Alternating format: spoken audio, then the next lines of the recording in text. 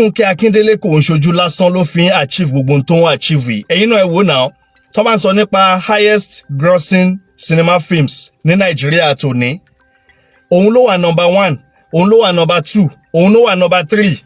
Ẹ̀dẹ̀ ń fẹ́ kí n believe ipò ojú lásán ni, wàláì kò ń ṣojú lásán.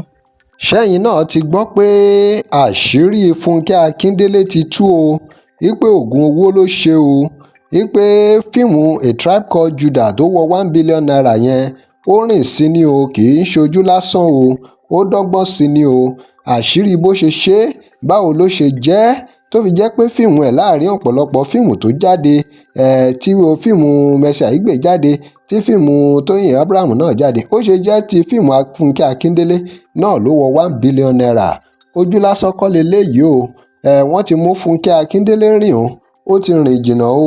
Báwo ló ṣe ṣe é, irú iṣẹ́ wo ló ṣe, irú ètò wo ló ṣe tí fíìmù yìí fi wọ 1 billion naira. Gbogbo ẹ̀ lẹ máa rí, gbogbo ẹ̀ lẹ máa gbọ́ láìpẹ́. Mò ń bọ̀.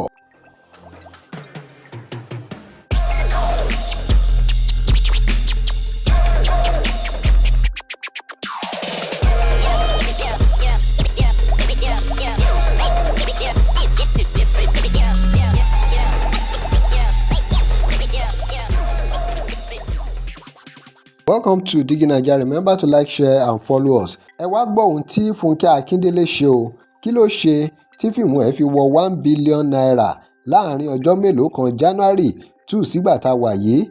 Ó lágbára o. Ó tẹpá mọ́ṣẹ́ ni o. Ẹ ti rò pé ó lọ ṣògùn ni. Ó tẹpá mọ́ṣẹ́ ni. Ó tẹpá mọ́ṣẹ́, ó fọkàn sí nǹkan tó ń ṣe. Kò dúró. Bó ṣe ń ṣe bẹ́ẹ̀ ló ń tẹpá mọ́. Bó ṣe ń ṣe náà ló ń tẹpá mọ́. Kò dúró lórí ohun tó ń ṣe. Wọ́n advance sí lójoojúmọ́. Ó kó àwọn tó mọ̀ nípa iṣẹ́ yẹn, ó kó wọn mọ́ra. Àwọn tó dángájíá, ó ṣe collaboration, ó ṣe smart work. Nǹkan tó bá wù yín lẹ lè pè o. Ẹ lè pè ní go getter, ẹ lè pè ní ẹni tó fọkàn sí iṣẹ́ tó ń ṣe. Funke Akindele iṣẹ́ ńlá ló ṣe o. Àmọ́ tá a bá ní ká wá wò dáadáa, ẹ rí i pé Funke Akindele gan kò kéré nínú ayé o. Kò kéré nínú àwọn òṣèré. Òun náà ti wà nínú industry, movie industry tipẹ́tipẹ́, láti ìgbà ayé soap opera, tí àwọn USAID máa ń ṣe ńgbà yẹn tó máa ń sọ nípa HIV/AIDS lóríṣiríṣi. Gbogbo ìgbà yẹn náà ló ti bẹ̀rẹ̀, àti títí di ìgbà tó fi ṣe skit. Kò ń ṣe wípé ó dúró o. Gbogbo ẹni tó ń ṣiṣẹ́, tó sì ń ṣiṣẹ́ dédé, ó di dandan kẹ́ ẹ rérè. Bẹ́ẹ̀ náà lọ̀rọ̀ Funke Akindele ṣe rí. Funke Akindele ò mà ṣògùn owó o. Funke Akindele tẹpá mọ́ṣẹ́ ni o. Gbogbo ẹni tí ò níṣẹ́ lọ́wọ́ tó lóun fẹ́ rí 1 billion naira, báwo ló ṣe fẹ́ ṣe é? Kódà gan ẹni tó bá máa ṣògùn owó á máa ṣiṣẹ́ dépò ẹni tí ò níṣẹ́ lọ́wọ́, tó wá ń retí 1 billion naira. Funke Akindele pẹ̀lú gbogbo ohun tó ṣẹlẹ̀ sí, pẹ̀lú gbogbo àwọn experience tó ní nípa ọ̀rọ̀ ilé ọkọ, gbogbo disappointment tó ní, gbogbo ọ̀rọ̀ divorce, pẹ̀lú gbogbo ìrírí tó ti rí, gbogbo experience tó ti ní pẹ̀lú divorce, pẹ̀lú ọ̀rọ̀ marital problem tó ní, kò má relax o, kò wẹ̀yìn o, kò compromise o. Ó tẹ̀síwájú, kò sọ ìrètí nù. Ó bẹ̀rẹ̀ sí ní tẹpá mọ́ṣẹ́. Kò jẹ́ kí gbogbo ìrírí ẹ̀, gbogbo ìṣẹ̀lẹ̀ tó ṣẹlẹ̀ sí, kò jẹ́ kó dí goal tó fẹ́ achieve, kò jẹ́ kó dí lọ́wọ́, kò jẹ́ kó dí vision ẹ̀ lọ́wọ́ o.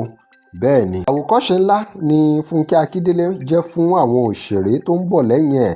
Àwòkọ́ṣe ńlá ló jẹ́ fún gbogbo obìnrin pátápátá. Àwòkọ́ṣe ńlá náà ló jẹ́ fún gbogbo ènìyàn tó fẹ́ achieve nǹkan ńlá nílé ayé. Wípé lábẹ́ bó ṣe lè wù kó rí, bá a bá ti dúró, bá a bá ti sọ̀rọ̀ ìtínú, bá a bá ti wẹ̀yìn wò, tá à ń tẹ̀síwájú, tá à ń wo ọjọ́ iwájú, tá à ń wí pé ó lè dáa, tá a sì ń tẹpá mọ́, tá à ń ṣe bó ṣe yẹ ká ṣe, tá à ń fọgbọ́n ọlọ́gbọ́n náà tá a fi ń ṣọgbọ́n.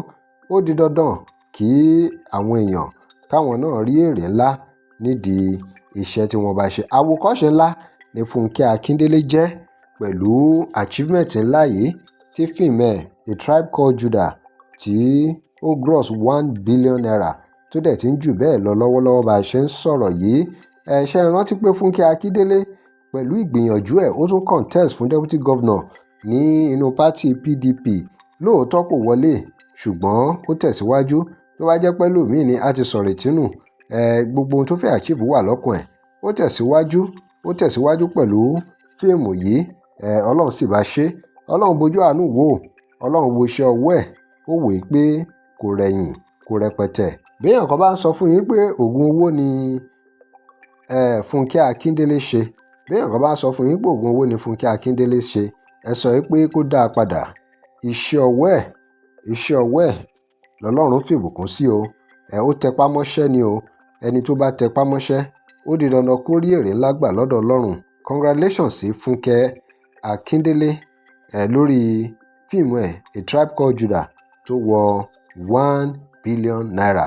Ẹ̀yin èèyàn, kí lè ròyìn lórí ọ̀rọ̀ Funke Akindele nípa fíìmù ẹ̀ tó wọ 1 billion naira yìí?